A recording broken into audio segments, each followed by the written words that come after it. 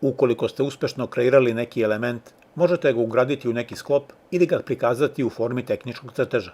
Pošto smo rad sa sklopovima obradili u prethodnom poglavlju, vreme je da vam pokažem kako se kreiraju crteži. U tom cilju ću prvo iz file menija pokrenuti funkciju Make Drawing from Part, a program će mi ponuditi mogućnost da izaberem šablon po kome će biti postavljeni osnovni parametri. U ovom trenutku mi je na raspolaganju samo jedan šablon, LinkedIn Drawing, ali postoji mogućnost da izborom opcije Novice pokrenem funkciju Drawing i na taj način kreiram potpuno novi crtež. Da bih ubrzao ovaj postupak, ja ću se odlučiti za prvu mogućnost i sa OK preći na sledeći korak. Program će automatski preći u režim koji je predviđen za izradu tehničkog crteža, a kao što vidite, za početak će na ekranu biti prikazan prazan list papira. On doduše već sadrži neke elemente, poput okvirnih linija, osnovnog opisa i legende, ali glavni sadržaj tek treba da bude ubačen. To se vrlo lako može postići izborom neke od opcija koje se nalaze sa desne strane ekrana, jer one u stvari predstavljaju različite prikaze istog elementa. Ja ću se odlučiti za prvu stavku, top, i jednim potezom kreirati osnovni sadržaj budućeg radioničkog crteža. On se odlično uklopio u izabrani šablon, ali ako iz bilo kog razloga niste zadovoljni trenutnim stanjem, možete ga lako promeniti primjenom neke od ponuđenih opcija. To se pre svega odnosi na prikaz osnovnog elementa, jer je dovoljan samo jedan klik da bi se umjesto osnove na ekranu pojavila bočna projekcija ili aksonometrija. Ja ću se ipak vratiti na prethodno stanje i konačno potvrditi osnovne parametre. Ukoliko ipak poželite da se vratite na prethodni korak, dovoljno je da selektujete osnovni element, pa će se na ekranu ponovo pojaviti iste opcije. Ja ću iskoristiti ovu priliku da se malo poigram sa osnovnim prikazom koji može da bude osenčen, shaded ili strogo linijski, wireframe, mada je najbolje da ostane u obliku koji skriva nevidljive ivice, hidden.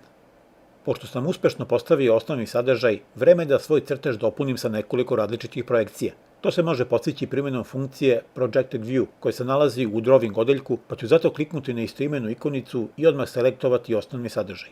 Ako nakon toga kursor pomerim na desnu stranu, na ekranu će se pojaviti odgovarajuća projekcija, a od mene se očekuje još samo da odredim njen konačni položaj. Na sličan način bih mogao da izaberem bilo koji od karakterističnih prikaza, jer je dovoljno da samo pomerim kursor i pratim šta se dešava na ekranu. Za konačan izbor je ipak neophodno pritisnuti levi taster miša i na taj način fiksirati položaj novog elementa. Pošto je čitav postupak vrlo jednostavan, možete ga ponoviti još nekoliko puta i tako kreirati više različitih projekcija. Naravno, ukoliko niste zadovoljni kako je sve ovo ispalo, jednostavno selektujte odgovarajući detalj i pomerite ga na novu lokaciju. Ja ću na ovaj način premestiti prostorni prikaz, a ako isti postupak primenim za osnovni element, to će se automatski odraziti i na njegove projekcije. Drugim rečima, one će takođe biti premeštene, jer je za pravilan prikaz neophodno zadržati vezu sa osnovnim sadržajem. Za kreiranje pojedinih prikaza se najčešće koristi takozvana projekcija trećeg ugla, Third Angle Projection, a to podrazumeva da će iznad osnovnog elementa biti postavljen pogled odozgo, a ispod njega prikaz sa donje strane. U nekim delovima sveta se koristi drugačiji princip koji podrazumeva suprotne projekcije, a ako vam taj način više odgovara, kliknite desnim tasterom miša na slobodan deo ekrana i iz pomoćnog menija izaberite stavku Properties. Nakon toga vam neće biti teško da izaberete odgovarajući režim Type of Projections, ali imajte u vidu da će se to automatski odraziti na trenutni prikaz.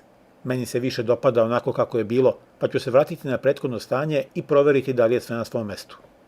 Sljedeća stvar koju bih želeo da vam pokažem je dodavanje kotnih linija, pa ću u tom cilju pokrenuti funkciju Smart Dimensions i odmah uveličati odgovarajući detalj. Nakon toga je potrebno još samo da izaberem pojedine ivice i odredim položaj nove kotne linije. Na isti način bih mogao da označim i prečnik ove kružnice ili debljinu osnovnog dela, a program će se automatski postarati da se na ekranu pojave tačne dimenzije. Za precizniji opis geometrije pojedinih delova neophodno je da se osim različitih projekcija priloži odgovarajući preseci. To se može postići primjenom funkcije Section View, pri čemu je dovoljno da jednim klikom obeležite mesto preseka i zatim odredite položaj novog priloga. Kao što vidite, on će biti automatski kreiran, pa mi više neće biti teško da vidim koliko iznosi dubina trougonog žljeba koji se nalazi na vrhu.